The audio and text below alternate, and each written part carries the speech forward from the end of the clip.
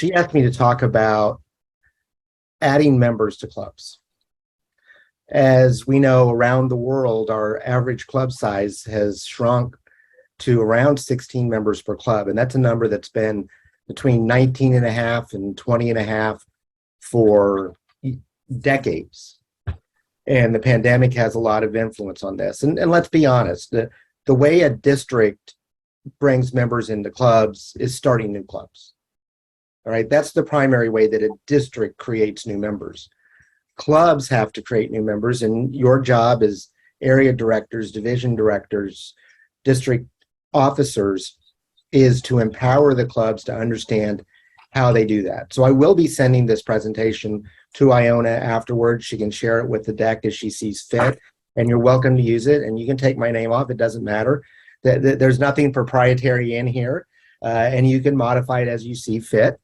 But what is the process that somebody goes through when they're thinking about becoming a member of any organization, whether it's Toastmasters or Rotary or the Scouts? I think there's a similar process that we go through. And so that's the journey we're going to go through today. And the basic journey is somebody goes from being a prospect, that means someone who could potentially become a member, to being a guest, and then they become a member. Now let's think about that process and think about your process. Does that sound familiar to anybody in the room? Is there anybody in the room who showed up to their first Toastmasters meeting with an application in hand? I usually get one in the room who did because their boss told them to join, but that's not the usual process. Okay, the usual process is you find out about Toastmasters and you think, okay, maybe I could join this group. And then maybe because someone invited you or your boss told you, or you saw an article and someone mentioned Toastmasters, and then you go visit a club. And in that meeting, you got a lot of questions. So I'm going to ask you to raise your virtual hands and let's talk about those. And we're going to see how many of these we're going to talk about later today. What were the questions on your mind the first time you walked into a Toastmasters meeting? Go ahead and raise your virtual hand and then I'll call on you. No one wants to share. Okay, there we go. We've got somebody who's willing to share. Nantara? Yeah. Hi. I think my top question would be, will I belong here? Do I feel like I fit in? Ah, okay. Yep, we will definitely be talking about that. Dinesh? Good morning. My question when I went for the first time to the Toastmaster meeting was, yes, we heard it, communication. The Toastmaster helps you build in your communication and leadership skills, but then it also says it does it in a very friendly environment. So the people are they help you. And I'm trying to understand, in my workplace, my boss tells me, go for this leadership training and then ask me feedback and then does all kind of how is that going to be different from a workplace where you are building your communication skills and leadership skills, but you're not being subjected to any constructive feedback or negative feedback kind of stuff too. You know what I'm trying to say? So you were trying to figure out, how does this thing even work? Yes, please. Yeah. All right. And I've got two more. We've got Leslie and then Cynthia. Leslie? Yeah, I was trying to figure out how this was going to fit into my busy schedule. I thought I was busy before, but I didn't know it would actually fit in. We'll talk about that a little bit too. And Cynthia? When I was at the meeting, my first meeting, they were talking all about pathways, and I didn't know what pathways was. So that was the biggest thing for me, is what is this pathways thing and how is it going to help me? We're going to talk about some of the pitfalls that people bring through when they bring new members in. So we're going to address all of those today. So before we even become a prospect, let's think about the process. All right. So first, there are millions of people in the Toronto area who are just unaware of Toastmasters. They don't even know it exists. And at some point, they become aware of Toastmasters. All right. And then later, they become aware of the benefits. And that's usually how it happens. You hear the name and, you're like, well, wait, is that like the electronics brand? Is that, something to do with serving toasts at meetings? And there is an organization called Toastmasters with Toastmasters in the name in the UK. And that's what they teach people, is how to make toasts at weddings and social events. All right. And then you have to become aware of the benefits. So let's talk about awareness tools for clubs. All right. Your club website. So club website should be up to date with current contact information and what I call compelling content. And what is compelling content? Put tips on there about public speaking. Put information on there that lets people know what you're going to do when they get there. What are they going to experience? All right. So make sure that there's good information. Now, your club website, any club website in the world, is going to rank very low on a search engine. Okay. Why is that? Well, it just doesn't get enough traffic for the search engine to think about that. So the Toastmasters.org website is actually the number one place most people find a Toastmasters club. And they want to go in to find a club. As area directors, when you're doing your area director visits, I strongly encourage you to go to find a club ahead of time, print out the information or have it on your phone when you get there, and verify that the information on Find a Club is accurate.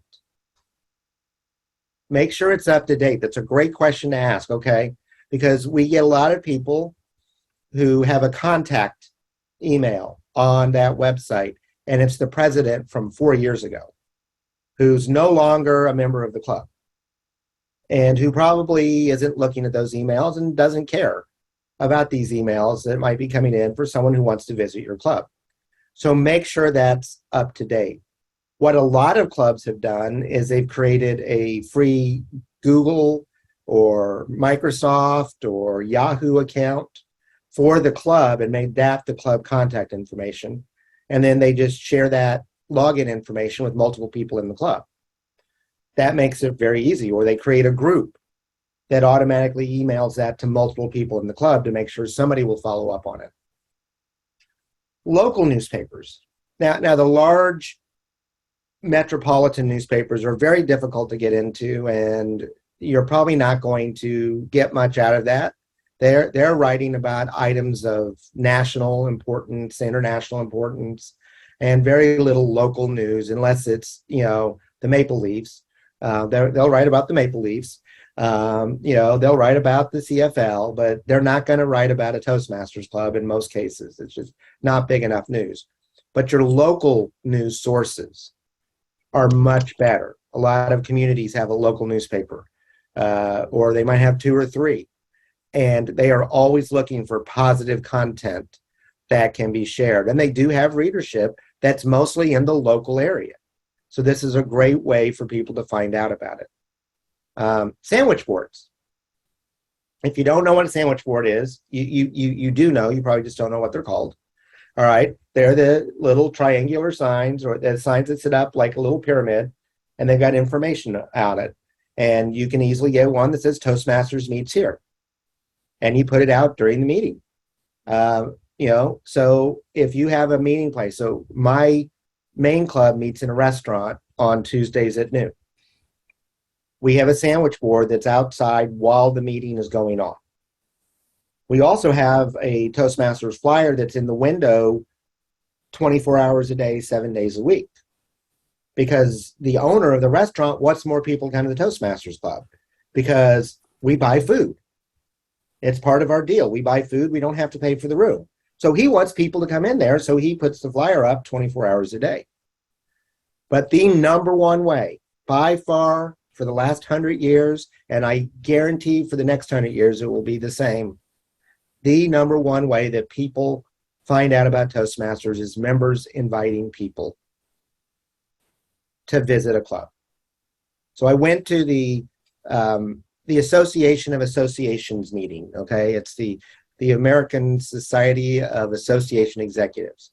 So organizations like Rotary, Kiwanis, Lions, and any association you can think of anywhere in the Americas, mostly US and Canada, are members of this organization. And so our CEO and I went to their event back in June, and they said that all of their research in every association in North America, one answer comes up about how they get new members. It's members inviting people to check out the organization. So how do we do that? All right. How many of you have ever bought a car? How many of you have ever gone to a car salesman and he talked himself out of a sale when you were ready to buy the car? Because he didn't know when to stop talking. Yeah, we do the same thing in Toastmasters. We do the same thing. So think about what your goal is. Your goal when you're inviting somebody is to get somebody to attend one meeting. That's it. Your goal when you invite somebody should not be to get them to join Toastmasters. You hope they will, but let's think about this. How many of you have ever gone on a date? Did any of you ask the person to marry you before you even went on the date? I hope not. Okay? It's not a strategy that works. It's too much commitment too soon. You don't know what the benefits are. You don't know what the other person's like. You don't know anything about them. And the same thing is true with Toastmasters. If you can get somebody to attend one meeting, the meeting itself should demonstrate what Toastmasters can do. Okay, so here's some things that I've seen work in my experience. Well, it'll be, I don't know if Toastmasters is for you, Leslie, but it will be worth your time to check it out. Hey, Maddie, come and have lunch with me. Tony, I think it can help you. I'm not sure, but I think it can help you. You told me you wanted to work on getting more comfortable in front of an audience, and I think it can help you. The most important thing is what works for you as someone who's inviting. Okay, what I say, what works for me, it's not going to work for Tony. It's not going to work for Catherine. It's not going to work for Iona. It's got to be in your words. But these are concepts. So just check it out. We have a lunch meeting, and I will tell people, look, if you come and you tell me it was a waste of your time, I'll cover your lunch. Now, I've never had anyone come back to me and say, Matt, give me my $12 back for my lunch. Never. All right. One, most people won't do it. But so it's a guarantee that I give people that I know I'm never going to have to follow through on. And it works. It makes people feel a little comfortable. Okay, if it was a waste of my time, and for me, it's never a waste of time to check something out that might help me. And I think most people, or at least many people, feel the same way. So does anybody want to add anything about what they have done that works? I'll take up to two people. If you do, raise your hand electronically and share with us how you invite people to visit a meeting. Tony.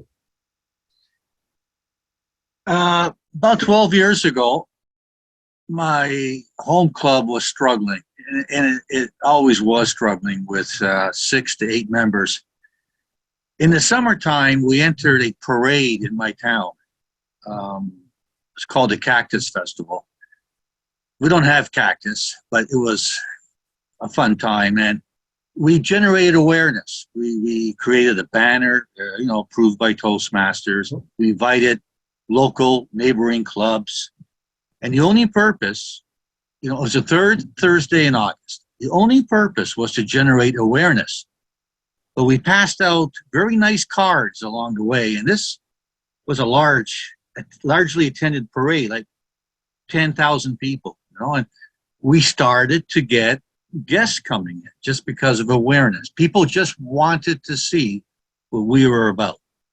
Mm-hmm. And to this day, except for the pandemic, we had ours just recently in August again, the first one since the pandemic. So Yeah. Good awareness. Yeah.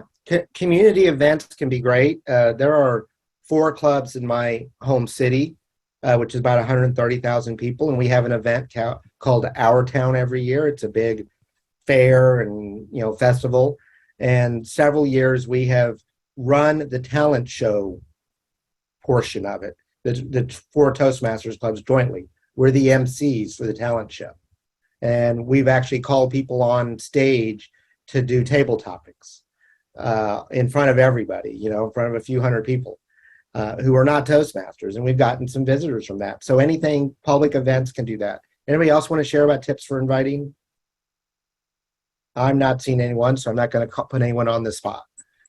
Okay, so now let's talk about guests. You've actually got somebody who has come into the meeting and they're checking out Toastmasters. My experience, and we heard this from our comments earlier about the questions that were in my mind, I think it really boils down to 2 things. And there are things we do that can confuse this answer, and things we can do that will help people get this answer. One question, and we heard it in the responses earlier, is can Toastmasters help me, and how? Okay, we heard that. The second one is, do I fit in with this group of people? And that was the first response we had is am I going to like these people? Or are they going to like me? Am I going to feel comfortable here? So what are the top reasons people actually join Toastmasters? And this is from research at Toastmasters. These are the top 7 reasons that people join Toastmasters. Number 1 is to build confidence for public speaking. It is not to get over the fear of public speaking. Okay? That's actually a very small percentage of people. It's really to build confidence. And even those who are afraid of it, what they're really doing is trying to build confidence. And it's a much more positive statement to say, hey, well, we can help you build confidence to do that, rather than get over your fear. Second, become a more effective speaker. They're confident, but they know they need to get better. The third is improving my presentation skills. And presentation skills are different from speaking skills. Now, there's a lot of crossover. Okay, there's a lot of things. It's like hockey players and golf players. Okay, there's a lot of crossover in their skills. They're completely different sports, but they use a lot of the same muscles similarly. And so hockey players tend to learn golf pretty well, which is kind of not something you would expect because the sports look so different, but they do help their skills a lot. Baseball, the same way. Baseball players and golf, they tend to do pretty well. But like a football player or a soccer player, their skill set does not translate to golf real well. So they have to learn from the beginning. Improving leadership skills. This has moved up over the last few years. Before we had our tagline, where leaders are made, this wasn't even in the top 10. But now it's moved up to number 4. So people who will tell you that no one joins Toastmasters to improve their leadership skills, that may have been true historically, but that has changed considerably over the last decade. Meeting their professional goals, right? If any of you work for a large corporation, you know that if you can't do an effective presentation, you put a cap on your career. You put a level above which you cannot get around because you're going to have to do presentations to management, to senior management, to the C-level executives, or to the board of directors. And at each one, you have to be better. You have to be more effective at each level in order to be able to do that. Increasing fluency in another language is a big driver in some parts of our world. And with expatriates in actually many parts of the world, it's a significant driver that it's not to learn another language. So be very clear. We don't teach you to speak English or Spanish or German or Portuguese. But if you join a club in one of our languages, you can become more fluent in it as long as you got a basic understanding of the language. And then networking with others to build social connections. There are people who join primarily for networking. They want to get to know people. We had someone who moved into my community about 2 years ago, and the first thing she did was she found a Toastmasters club to get to know people. Okay. Now, she'd been a member of Toastmasters before, but she came in and joined the club because she said, hey, I'll get to know people in the community. And they're the type of people I want to spend my time with.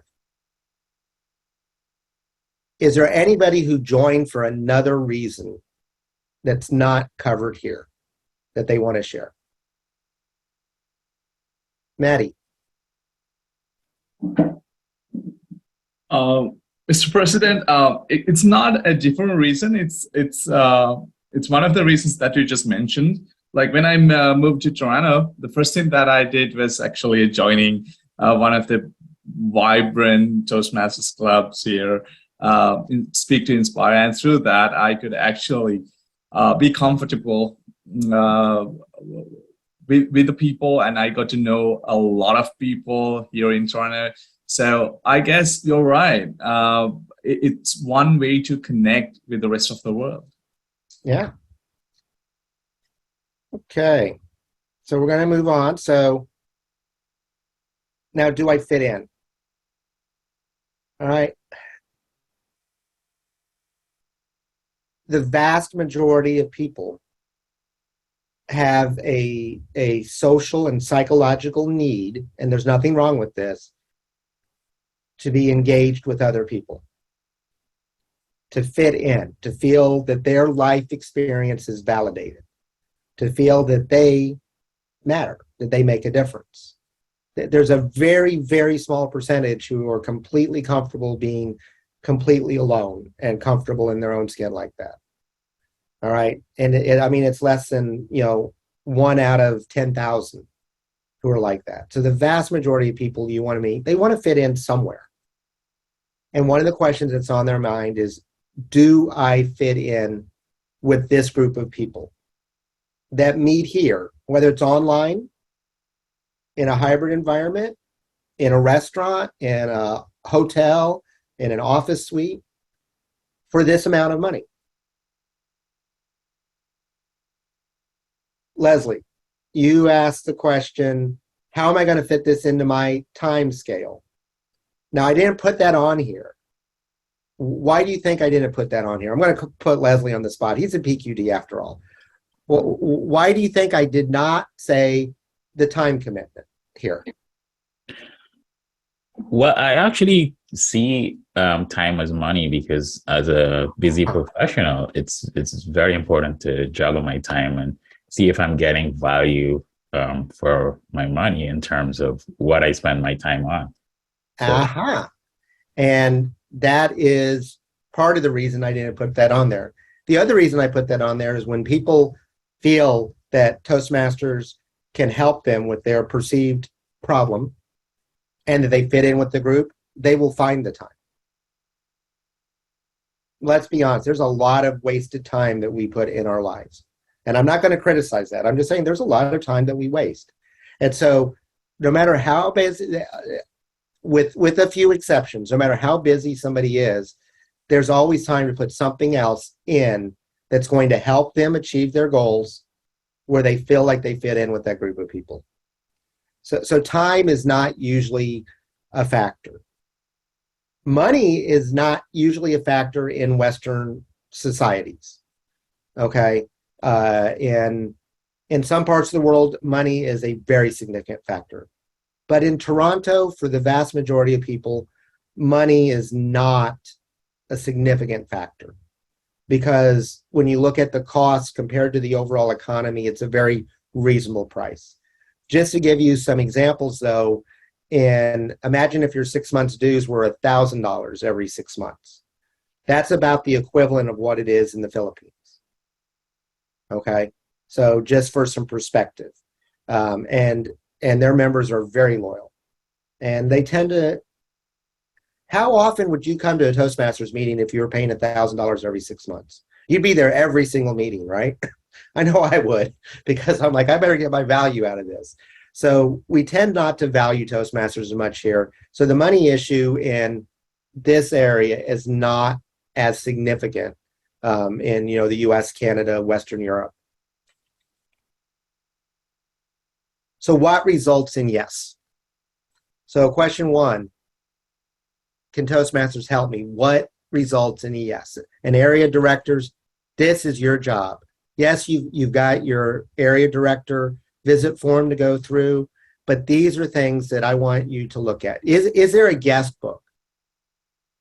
All right. What does that tell a visitor? Hey, they're serious about guests. They want guests. They're keeping a record of them, and they're going to follow up with me. Second, evidence of planning. I tell the Toastmaster all the time, look, once the meeting starts, we've got a rule in our club. Once the meeting starts, if a role is not filled, the Toastmaster just calls on somebody. There's no more talking about who will do this. You just get picked. And you better be ready, except for a prepared speech.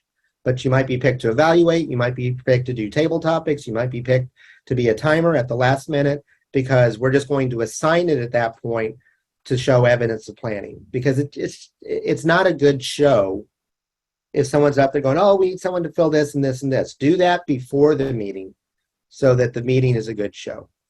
Good energy. Not every meeting is got to be high energy. Some of us love high energy. I love a high energy meeting. Some people are scared to death with a high energy meeting. Okay, so you want to have a consistent level of energy in your meeting. And in speaking, there's something that's called the Canadian opening. All right, and if you watch my inaugural speech, I did a Canadian opening. I started off very smooth, very slow, good energy, but not high energy. Now, by the end of it, I was, off the top on my energy. If I had started like that, the audience would have left me behind. I would have left the audience behind. They would be like, who is this guy? Get him off the stage. All right, he's scaring us.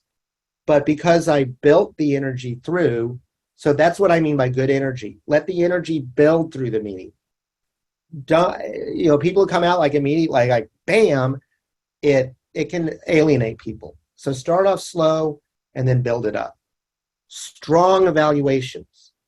Okay, evaluations that show what we want to do. We want to build people up, encourage them to speak again, and give them a couple of points to think about for their next speech. Fun table topics.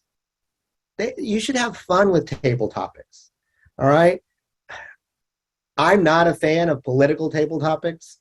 I'm not a fan of table topics that are gotchas, and that if you didn't watch the last CFL game, you have no idea what's going on, or if you didn't watch the Super Bowl, or if you didn't watch the debate on TV last night, have fun. I've seen clubs put Goldilocks on trial for stealing porridge and breaking and entering. I've seen, clubs put the big bad wolf on trial, and he got away. He was exonerated. Okay, I've seen clubs just do fun table topics. And then what I call toastimonials. These are Toastmasters testimonials. And this is an area, and I would encourage clubs to add this to their meeting, is where you call on someone to say, hey, how did Toastmasters make a difference for you in your life this last week? One of the clubs I belong to, they ask every week, who's speaking outside of Toastmasters this week? And so, because they want people to be speaking outside of Toastmasters. But these are fun things. So these are the types of things that result in a yes. Now, what results in a yes on question 2? Again, it's a quality club meeting, and that one means there's a warm welcome. All right, not a gushing over-the-top welcome, not something that looks like, oh my God, we need you to join our club. Okay, we're desperate. Oh, we haven't had a visitor in 6 months. Well, that's a problem. I'm not going to join that group.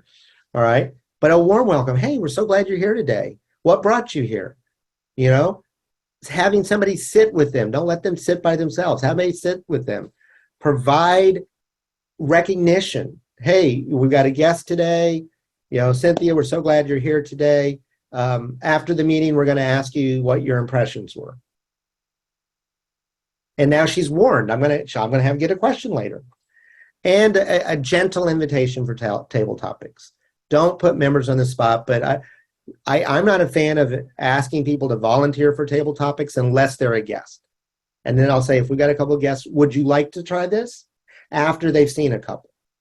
Okay, would you like to try this? Some of them will want to, and those generally end up joining, and some of them will have no interest in doing that. But don't pressure them, but give them the opportunity. Here's some other tips. Niching your club. Do we have any marketers? Anybody work in marketing? If you work in marketing, please raise your digital hand. All right, any business owners? Not seeing any today. No, all right. We're going to call on Cynthia. All right, so Cynthia, what's the power of niching a business?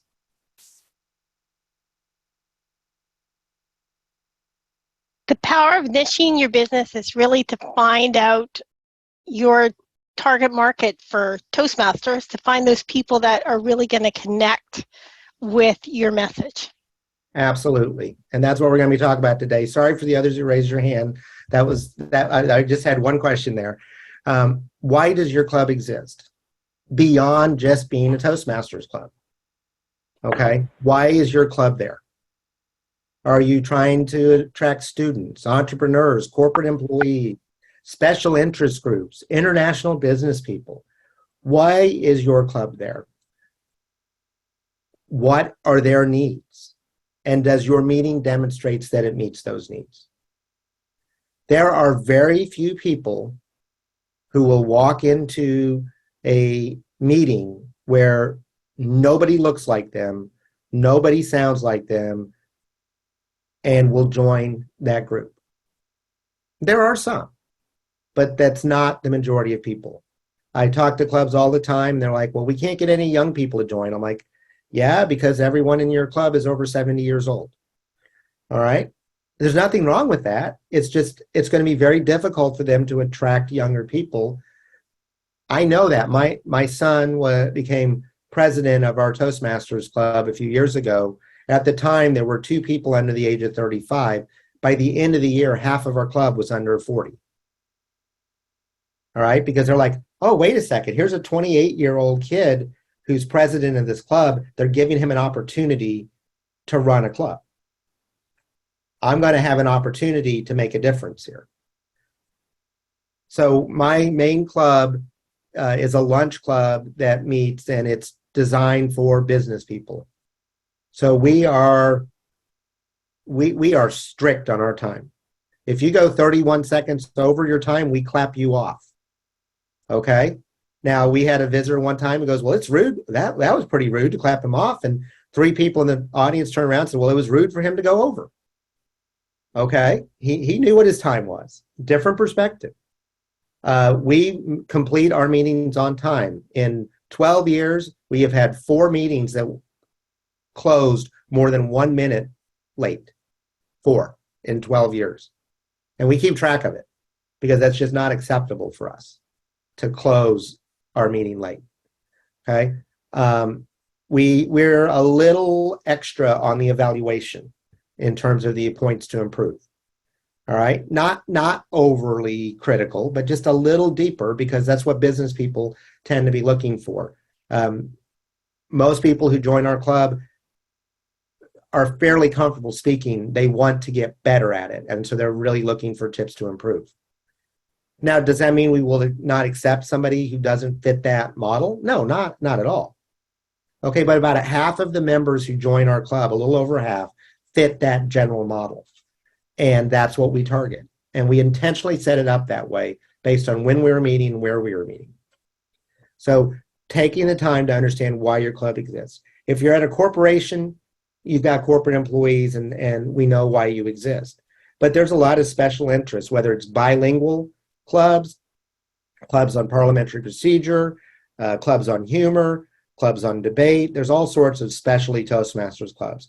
A big one we've seen over the last couple of years is parliamentarian clubs They've really exploded since the online clubs because they couldn't get enough interest locally, but globally they can get enough interest for parliamentarian clubs. A couple other tips: visitor orientation. Before the meeting ends, don't ask visitors to stay after the meeting. Excuse them while you're taking care of your last minute business and have them go be with your VP of membership or someone on the membership committee. Have a visitor packet, whether it's physical or electronic, and it should explain the benefits of membership, the process to become a member, and an explicit invitation to join the club. Don't assume it. Don't assume just because you're meeting with them. I saw someone visit a club, I talked to somebody who had been visiting a club for 4 months, hadn't joined, and when I asked her why she hadn't joined, she said no one had asked her to join. No one actually come up to her and said, would you join our club? And she didn't feel comfortable just putting an application in.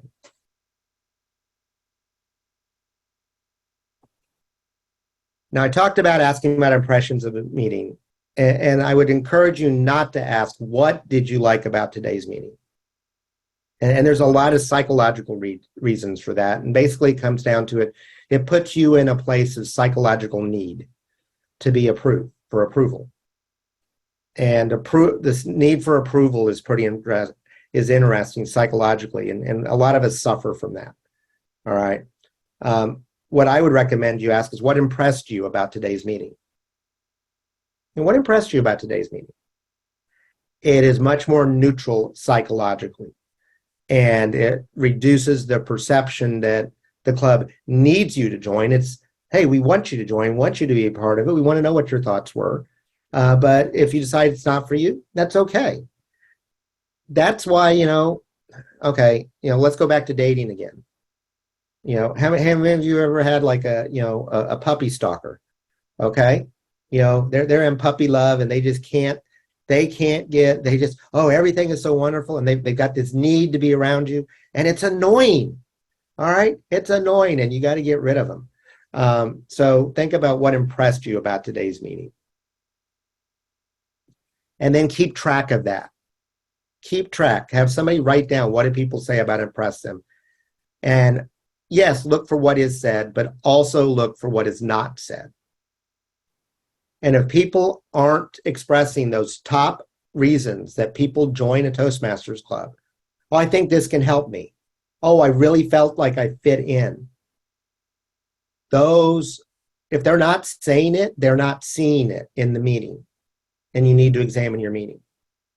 So look not just for what is said, but look for what is not said, and be very careful with the word family.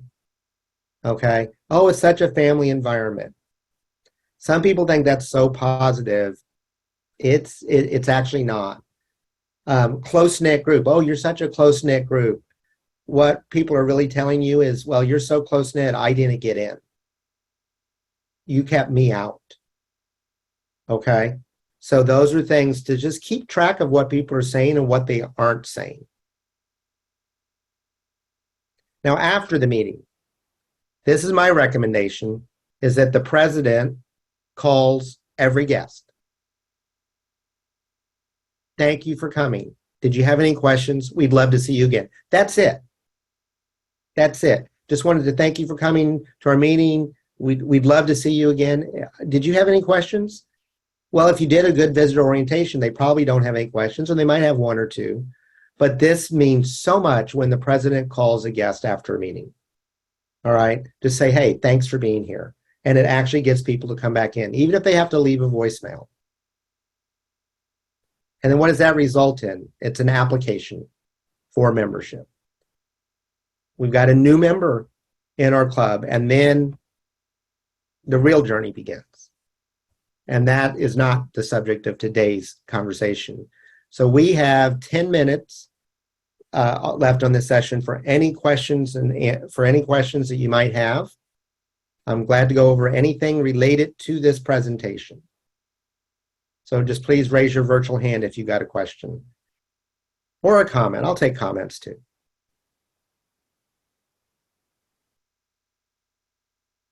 Did this resonate with you? Do you think this is something that can help your clubs out? Mhm. Well, I'm going to go to our region advisor, Joel. Joel. Thanks, Matt. Good morning, everybody. I want to go back to something you said about not fitting in.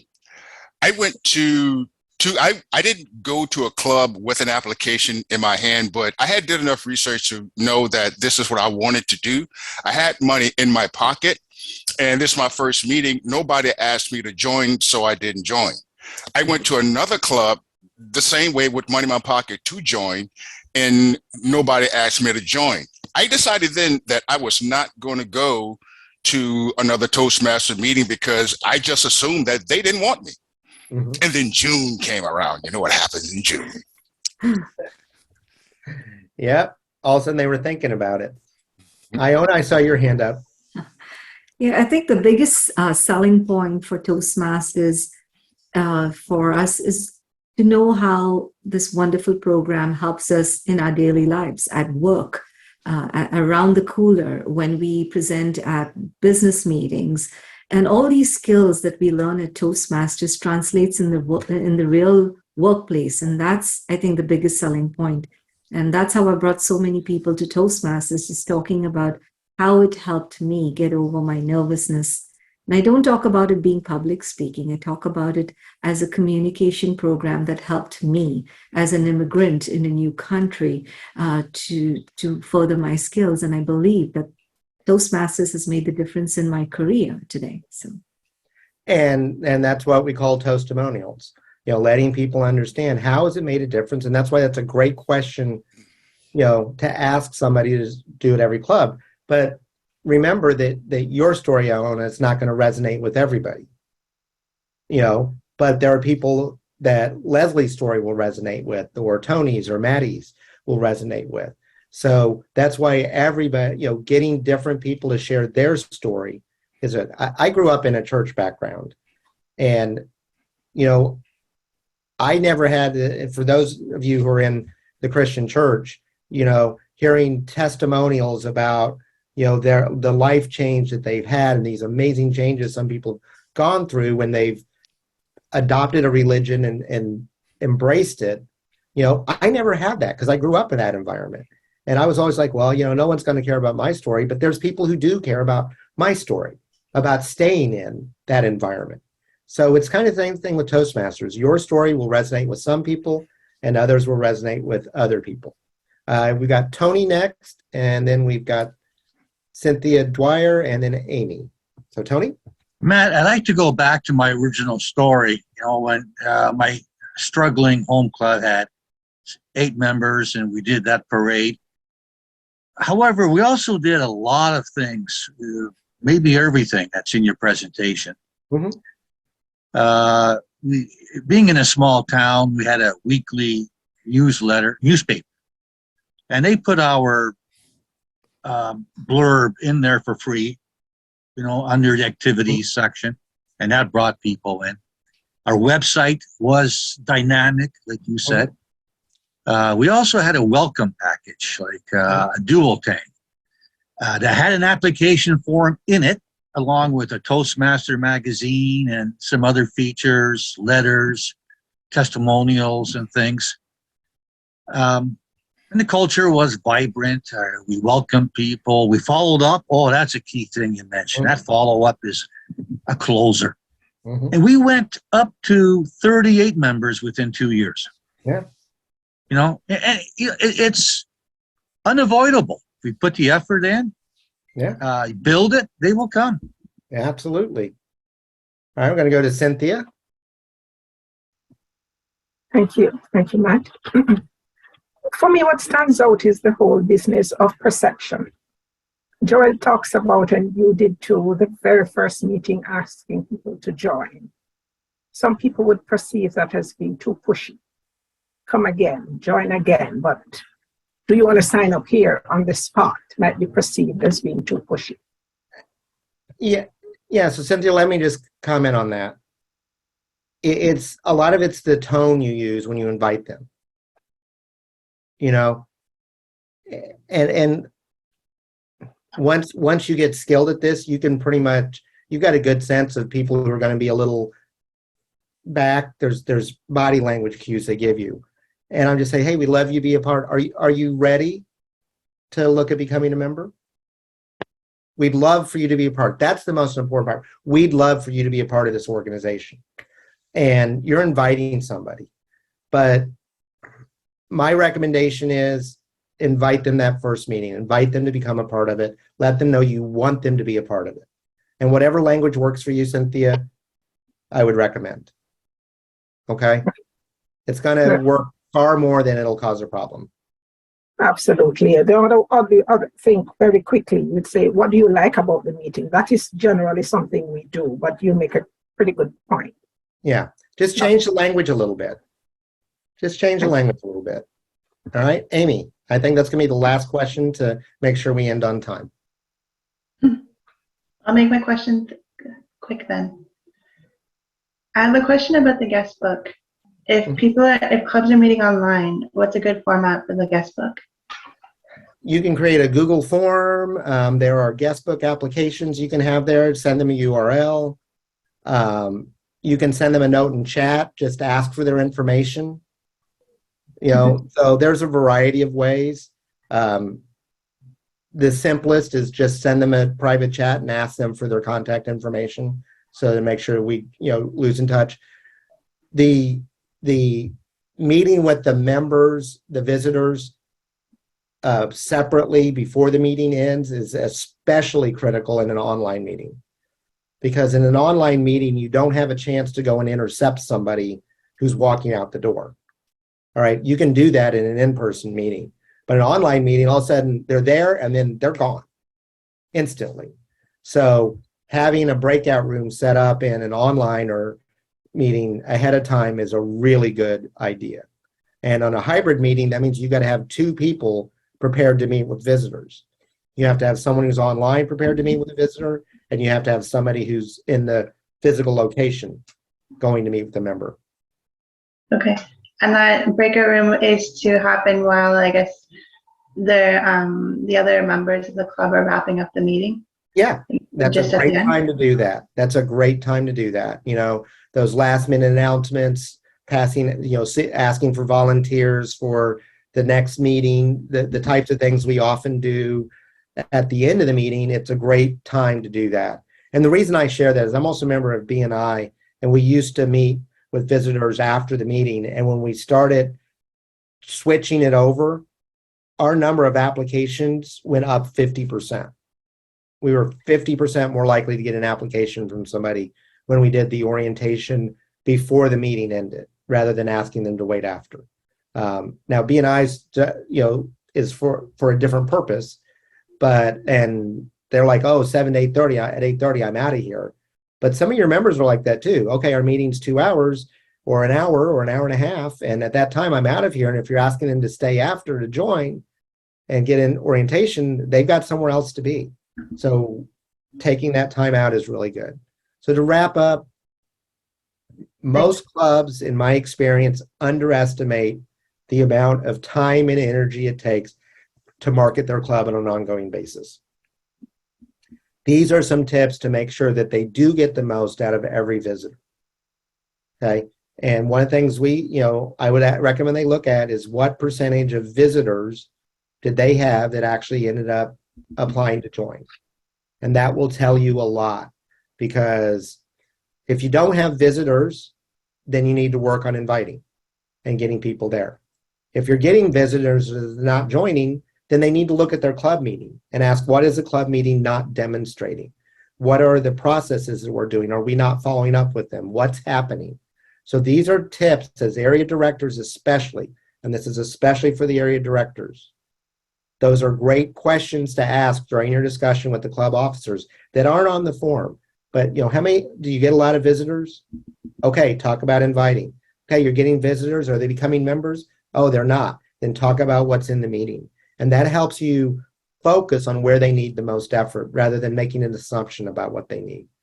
So District 123, I am looking forward, as I shared at the International Convention, and I know Iona and Leslie and your entire district trio, I don't see your club growth director on the moment, but I know she's engaged as well to committed to becoming a distinguished or better district this year and to walk across the stage. And I would love to see as many of you in Nassau, Bahamas next year. There's Diane. Sorry, Diane, I didn't see you earlier. There's Diane. I would love to see your district walking across the stage in Nassau, Bahamas as a distinguished district as part of the largest Hall of Fame in the history of Toastmasters. Madam District Director, I return control of the meeting to you. Thank you very much, International President Matt Kinsey, for your words of wisdom. We needed your words, we needed your support, and you have not only engaged and inspired us and given us so many thoughts over here. Everybody, please give a round of applause by raising your electronic hand so Mike knows how much you enjoyed it. Thank you for your time. I know you have to go because Matt took this special time to come out here and present to us today because we believe that we needed his words of wisdom, and here he is. So thank you for all that you do and for your leadership. Thank you. Thank you, Matt. Bye. Have a wonderful rest of your district executive committee meeting. I have to head to a Boy Scout event now. Thank you, Matt. Bye. At this point, we will call a 5-minute break before we resume for the meeting. Please take a moment to have the break. And we'll see you back in 5 minutes.